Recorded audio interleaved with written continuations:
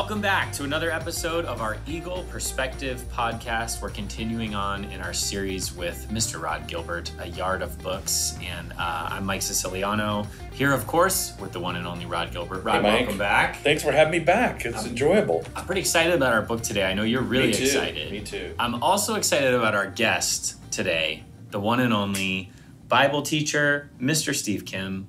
I refer to him sometimes as Coach, sometimes still as Mr. Kim, because, first of all, welcome to the podcast. Thank you so much. It's great to be here. So true or false, I was in your very first class as a teacher, very first section on the very first day, like your first teaching moment, I was one of your students. 100% true, and I was a wreck. So I cried that morning. Before you showed up, I cried that because morning. of Mike? No, Yeah. I didn't know. I was scared. So scared. Okay, so you were like 22 years old at 22. the time, right? Wow. Okay, and I think I was 16. 16, yep. And all I knew was that, wow, this guy's really good. He knows his stuff. What a great hire by the school, right? Little did I know you were crying in your car. The trick worked. Yeah. As long as they don't know that I don't know what I'm doing, then we're fine.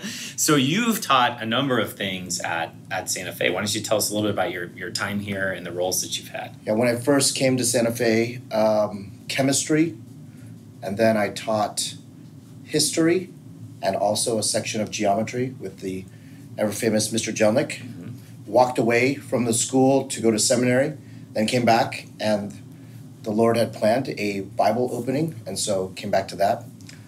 Then taught AP Bio for a good number of years, and now just all Bible.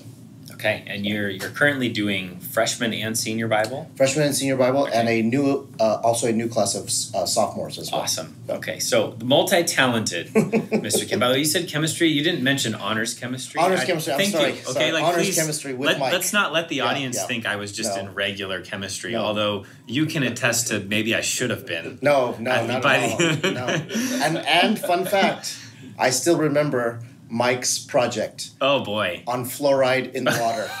I don't know if you remember that, but I definitely remember that. I try to forget. Okay, well, I But I'm remember. glad you remember it. I do. So that's Yeah. good. Well, we're not talking about fluoride today. Okay, good. But we are talking about something even more integral to the soul, and a book that really, I think, is one of the most creative, powerful books in a lot of people's Christian walk. Rod, am I overstepping in saying it that? is for me personally. Okay. And so it's been pretty formative, I would say. Okay, so we're talking about the Screwtape Letters Yeah. with the one and only C.S. Lewis. Yeah.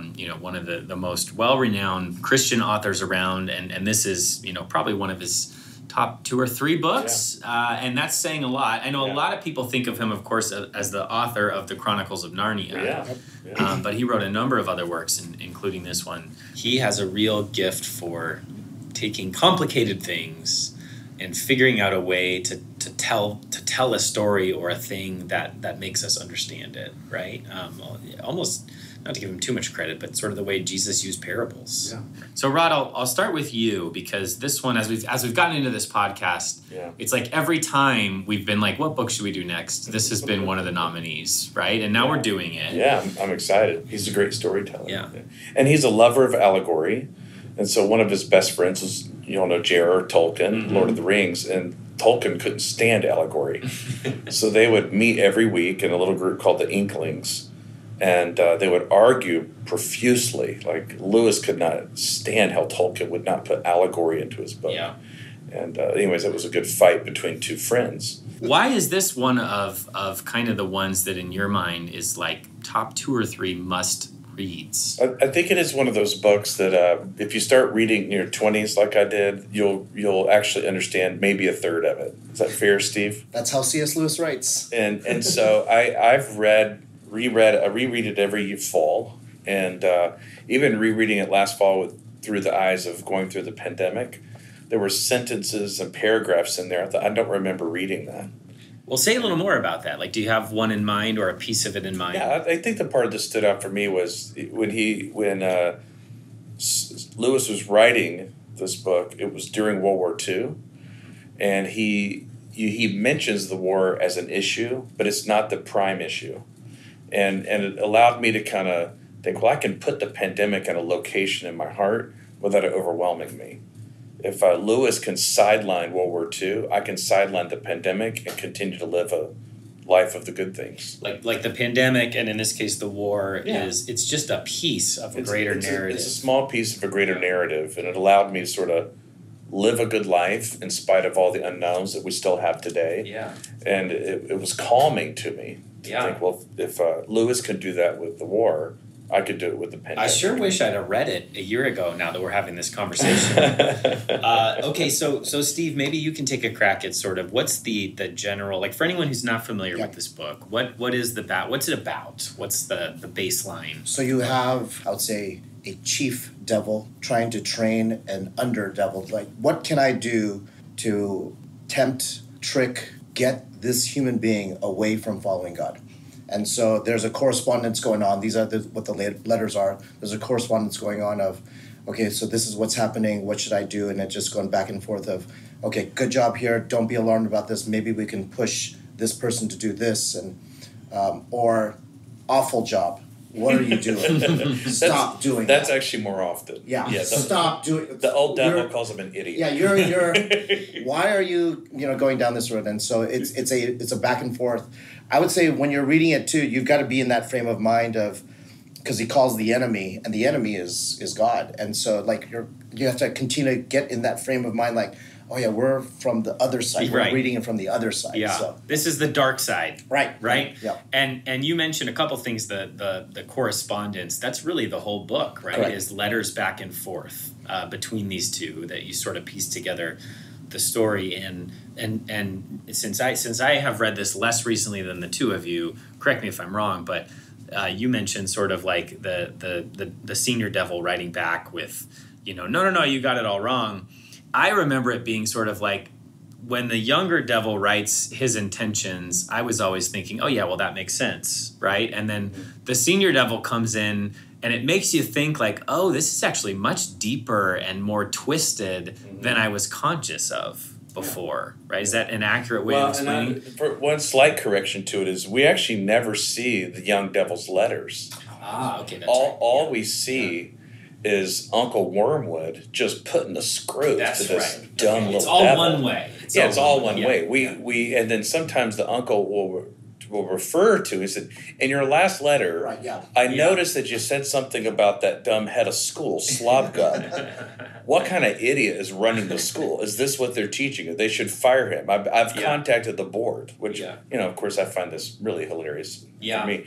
Yeah, so it's all one-sided, and then he refers to what the young devil has reported, but we never actually see the young devil's letters. Yeah. But it's, C.S. Lewis said when he was writing it, and after he wrote it, he said it was actually the most awful experience of all of his writing.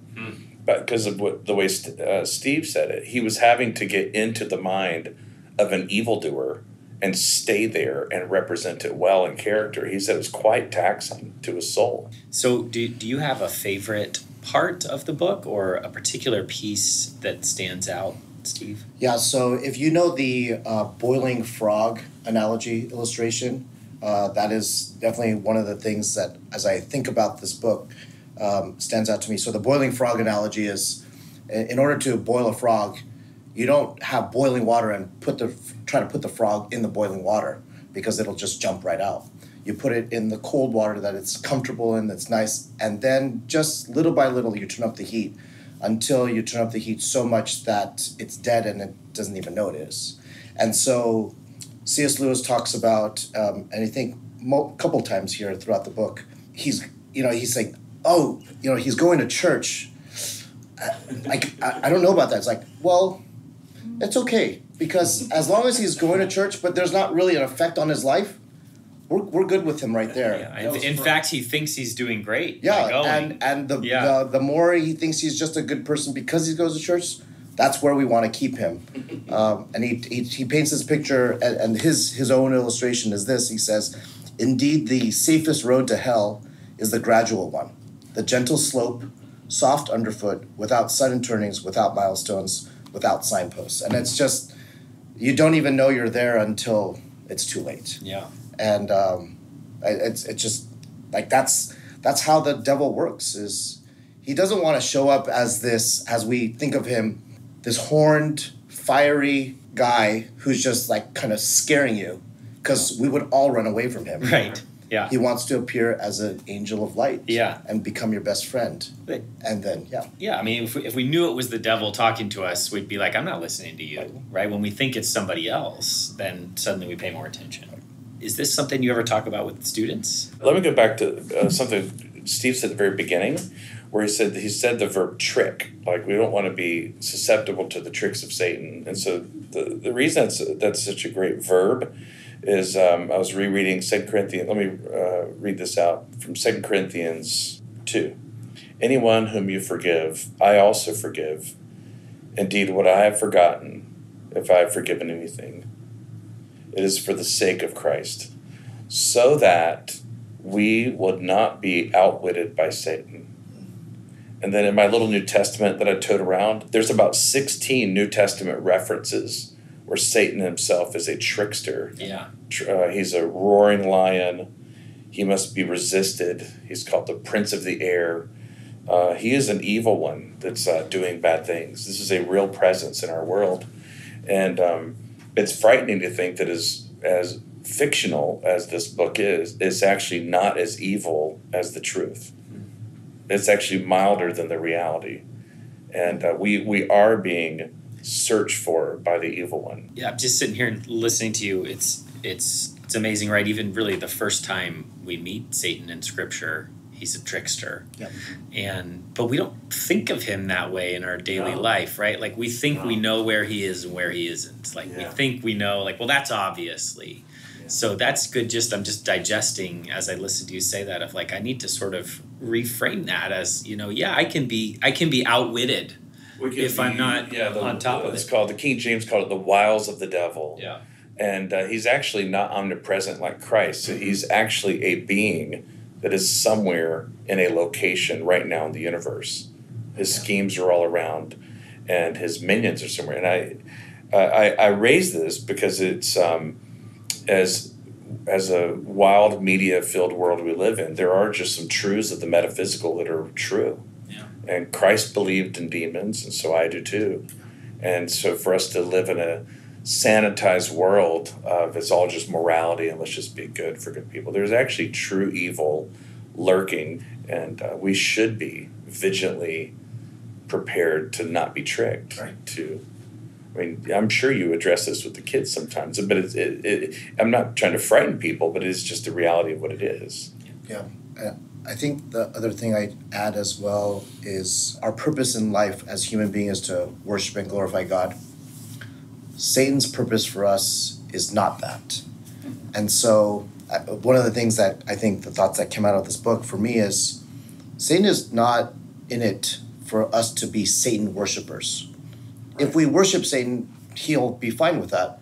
But that's not his goal. His goal is just to, what can he do to just get us off track of worshiping God?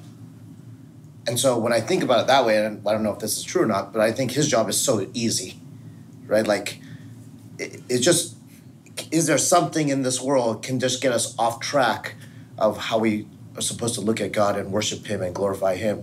And if he's done that, or if we do that, then he's succeeded.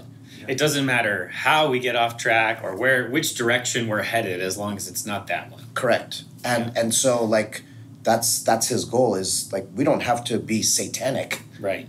We just, God, no. Yeah. Why bother with that? That's too Yeah, that's extreme. Yeah, why do that? So just off track, just slightly, perfect. You're rendered useless. Yeah. So let me just give a little quote from it just to show you how evil this is. So this is the uncle talking to his little nephew he's trying to coach. And the uncle, in his evil way, is comparing what he wants from what he wants to get out of the Christian versus what God wants. And he says, we demons want cattle who can finally just become food for us. We want to consume them. He, the other guy, wants servants who he can eventually call their beloved sons. We want to suck in. He wants to give out. We are empty, and we want them to fill us. He, the other guy, God, is full, and he flows over. Our Father below has drawn all beings to himself, and the other one wants the beings to be better of themselves.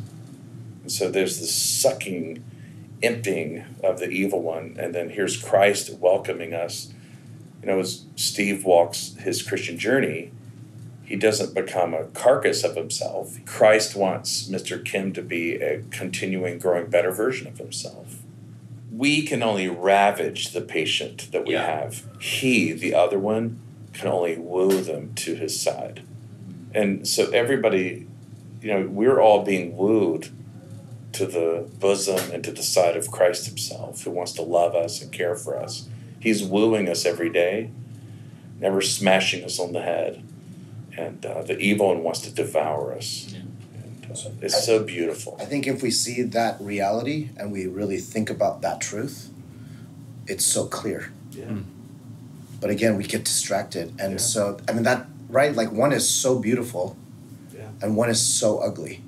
Yeah. And yet, and this is what happens, it should be so easy.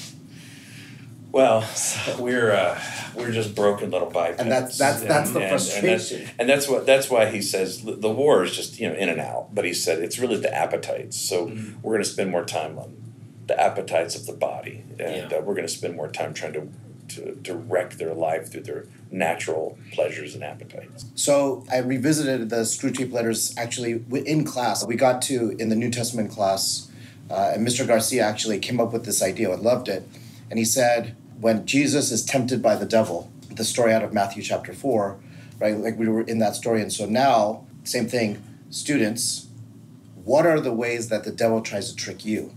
What are the temptations that and so they try to come up with what are the arguments he would use? What are the scenarios he might put you in to try to tempt you to get you to sin?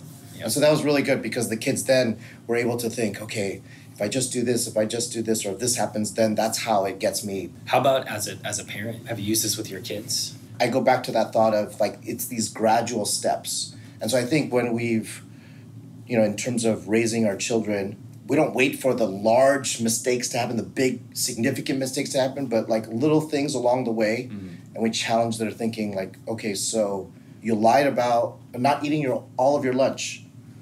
Let's talk about why that's not a good decision, and to try to really tackle it at that point instead of now down the road, and it's a lot bigger issue. Yeah.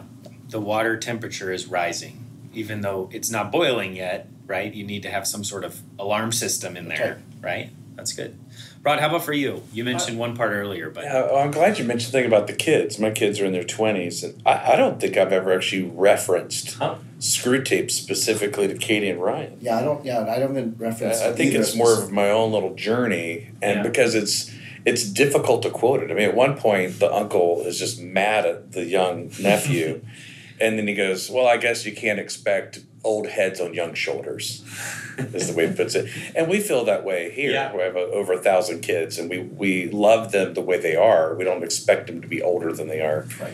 But I don't think I've ever actually referenced it in anything with Katie or Ryan. And I hadn't thought about that until you asked the question. Yeah. I think for me it's been sort of internal journey myself, and then maybe how I invest in adults around me. You know, that's probably the larger plays. So talk a little more about that, because I think it was it this summer that with the employees in this hallway. Oh yeah. Why don't you share a little bit about that? So nobody in the hallway, out of the 14 of us in the hallway, nobody had actually read it except for me. Okay. And when we say the hallway, we're talking about... It's the admissions office, the development office, the business office. So I bought everybody a copy, and I showed them, I'm going to show you how to read it, because it's an intimidating book. It's not an easy book to approach. So I bought a graphic novel version of it and handed that around. But there was one letter I wanted them to all get. And so in order to get the letter, they had to have the whole book. And it was letter 8. And it references, and I have talked about this with my children. I just don't think I've ever said, hey, I learned this from Screwtape. Right. But he addresses the law of undulation in Christians. And so in math, you have crests and then trough. Like, you have the top of a wave, everything's great, and then you have the trough when things are not good, right? The highs and lows.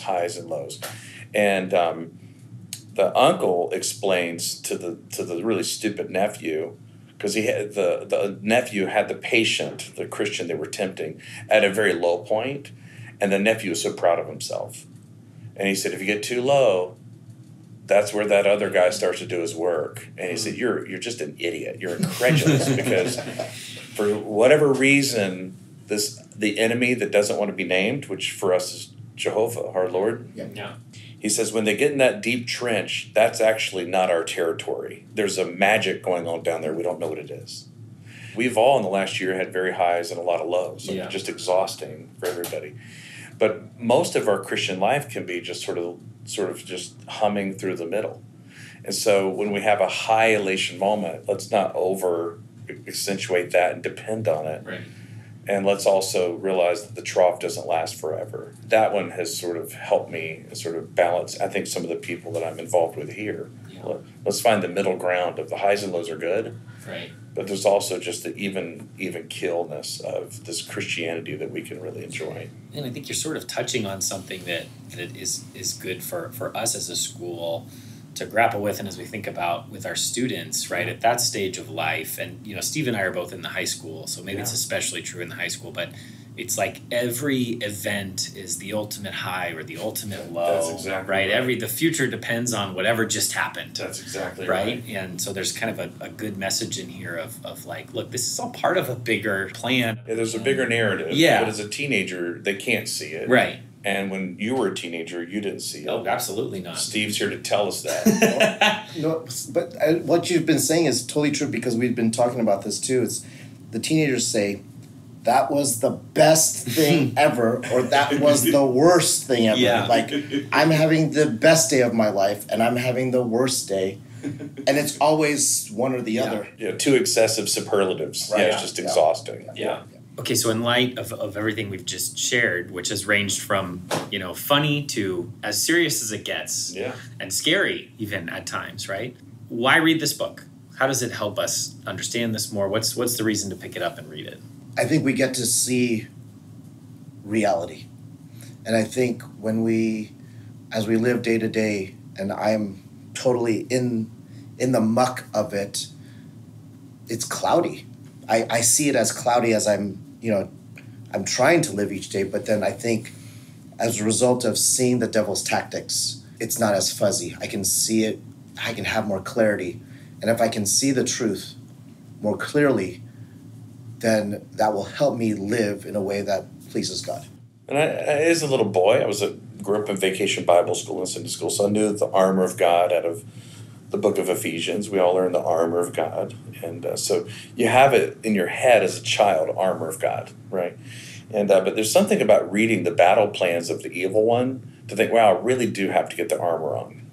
And so there's something about looking into the evil mind of a demon to say, they really are trying to attack me, and I think it's real. And so this armor is actually an essential part of my life.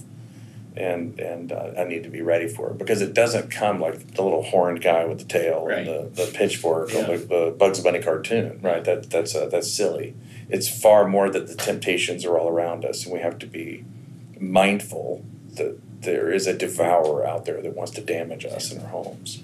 Knowing the tactics helps us with our own. Right? And really, I brought all this seriousness in here, but there's so many funny parts to it, because the silliness of this human existence. I mean, look at us. Look at how silly we look.